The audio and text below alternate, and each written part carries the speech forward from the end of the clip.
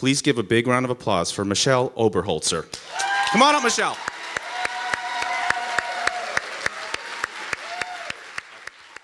When I moved to Detroit, I decided to turn myself into a writer. And the beautiful thing about being a writer is that all you have to do is to write, and then you are it. Which is great for me because I studied engineering, and that's like the best way to get through college without writing a word. So I was trying to turn myself into a writer, and it wasn't going so well in financial sense. So this past fall, I took a job working for a company that was going to have me doing property surveys of properties in Detroit that were going into tax foreclosure. And for me, it was like a great way to see the city, to see the front lines of this interesting issue, and I knew I'm going to make some money and I'm going to have something to write about.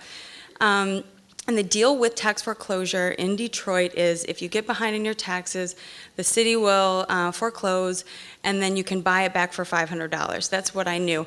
And we had a little tablet, like an iPad, and they would send us out, and on the thing is a map, and it's filled with red squares, and all the red ones are the ones that I need to survey. And there are a lot of them because there's a lot of foreclosures in Detroit. So there I am on my bike up and down the streets, taking a picture and marking down the information about the building. Or not a building. Actually, a lot of them had nothing on them. They're vacant land, grown over, hardly a whisper of the house that had been there before, except for maybe some concrete that's grown over, and then you know, oh, there maybe was a sidewalk or a driveway here. And those were kind of strange, but nothing too heavy. And then there were the abandoned houses, quite a few of those actually, that had broken windows and signs of lives that had been lived there once, maybe not so long ago. Often they had signs of fire damage, and there would be tires dumped there, and those were pretty sad. So it was really nice to see all the beautiful homes, and I was proud as a Detroiter that we have still so many beautiful neighborhoods. You hear so much bad stuff about Detroit in the news, and no, there's so much going on here, and I just love to see the gardens and the way they painted their houses and the little kids' toys out in the front yard. And I would take my pictures of those and answer the questions.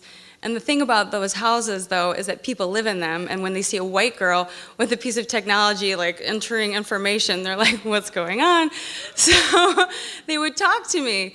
And I was glad that they did, because I started to learn what they knew, and they knew what I knew. They would ask me, are you buying my house? No, no, no, I'm just doing this because your property's in foreclosure. And time after time, I mean, they would just regard me with shock. I'm literally delivering this news to many people for the first time, and I'm a girl on a bike. I don't have the tools to help you through this, and I would answer the questions as best I could, which was not very well. And it was really weighing down on me, so I would go home at night and look it up online and try to find the inevitable questions that I'd have to answer the next day, and I would learn a little bit more. And it got to the point, now I'm giving them my phone number and email address and the website and like trying to do something about it. But it got to a point where I knew it wasn't enough, and of course I couldn't make a difference for most of these people, but I thought maybe I can make a difference for some. And there was one day I was biking away from this last home that something about it just was the straw that broke my back, and there was a word echoing in my head, and it was radicalized. And I didn't choose the word, but that's the one that was echoing in my head. And it doesn't mean like I'm going to join Che Guevara in the trenches or anything, but what it meant was I can no longer just talk about this. I can no longer just write about this. I'm going to have to do something. And I didn't know what I was going to do, but I started a fundraiser and was able to raise enough money to give $500 to 11 different families, the starting bid on their houses. Yeah, it was pretty great. And the way that I chose the families that would receive the money was based on one criteria, which is that they had a tricycle in the front yard. Because those were the homes that, to me, I thought, if we can save these homes that are not just houses but homes, and not just homes, but the homes of young children, then maybe this community will have a chance.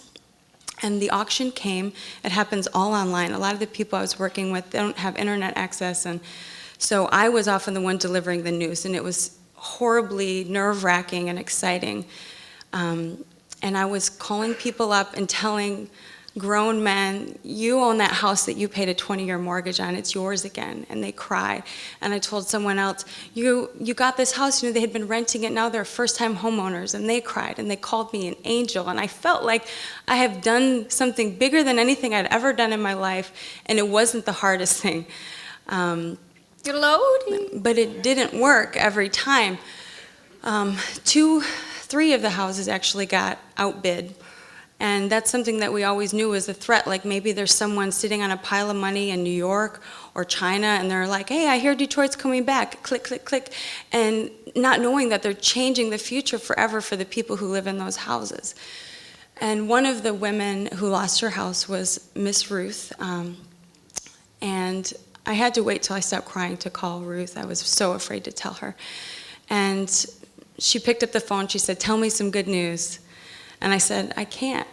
We lost your house.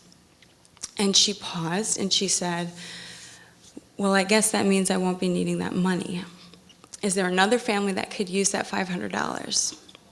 And I said, yes, of course. Of course, there's so many more people. And basically, in the moment that she found out that she was losing her home, she also became one of the biggest donors. And it was so moving, her grace in handling that situation. And it is proof to me that just like those blighted buildings can bring down the whole block, so too can one strong person bring up the whole community. And it's why I want to be working on this issue, and I want to be more like Miss Ruth. And it's why, in addition to being a writer, I'm also now an activist. Because all you have to do to be an activist is to take action.